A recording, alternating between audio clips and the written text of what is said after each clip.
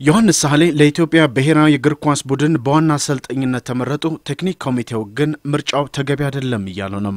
ኢትዮጵያ እግር ኳስ ፌዴሬሽን ስራ አስፈጻሚ ኮሚቴ ዮሐንስ ሳህሌን የኢትዮጵያ ብሔራዊ እግር ኳስ ቡድን ዋና አሰልጣኝ ሆኖ እንዲሰራ ትላንት ባካሄደው አስቸኳይ ስብሰባ መርጧል።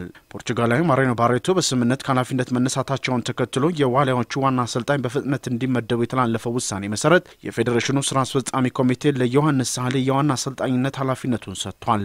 የኢትዮጵያ እግር ኳስ ፌዴሬሽን የኢትዮጵያ ብሔራዊ እግር ኳስ ቡድን ከጥቂት ወራት በኋላ በቻን 2016 እና 2017 የአፍሪካ ዋንጫ ለሚጠብቁትና በፌዴሬሽኑ ልዩ ትኩረት ለተሰጣቸው ወሳኝ አህጉራዊ ማጣሪያ ጨዋታዎች አዲስ ዋና አሰልጣኝ ለመምረጥ የተከተለው አቅጣጫ ከብሔራዊ ቴክኒክና ልማት እንዲሁም ስራ አስፈጻሚ ኮሚቴ ተውጣጣ ኮሚቴ በማቋቋም ምርጫውን በፍጥነት ማከናወን ነው። የዋና አሰልጣኝ ምርጫው ጊዜ የማይሰጠው ጉዳይ ሆኖ በመገኘቱ ምክንያት ለኢትዮጵያ ፕሪሚየር ሊግ ዋና አሰልጣኞች የመምረጫ መስፈርት በማዘጋጀትና የሁሉንም ብቃትና ደረጃ በዝርዝር በማየት አራት ተወዳዳሪዎችን በኮሚቴው አማካኝነት ለስራ አስፈጻሚ ኮሚቴው ለይቶ የማቅረቡ ሂደት ከተጠናቀቀ በኋላ ዮሐንስ ሳህሌ በዘጋጀው መመዘኛ መሰረት በቀዳሚነት ሊመረጥ ችሏል። በማወዳደሪያ መስፈርት መሰረትም ጸጋይ ኪዳነ ማርያምና ፋሲል ተካልኝ ሁለተኛና ሶስተኛ ደረጃ እንዳገኙም ለማወቅ ተችሏል። አዲሱ የዋሊያዎቹ ዋና አሰልጣኝ ዮሐንስ ሳህሌ አስፈላጊውን የቅጥር ስርዓት በፍጥነት በማጠናቀቅ በቅርቡ ስራ እንደሚጀምር ይጠበቃል።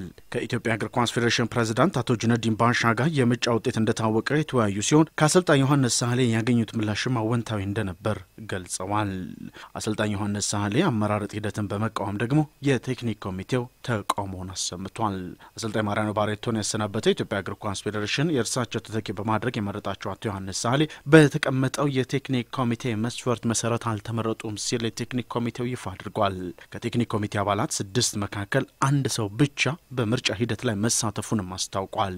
ይህን ተከትሎም የካፍ ኢንስትራክተር አብርሃም ከፌዴሬሽኑ ራሳቸውን ሪዛይን አድርገዋል።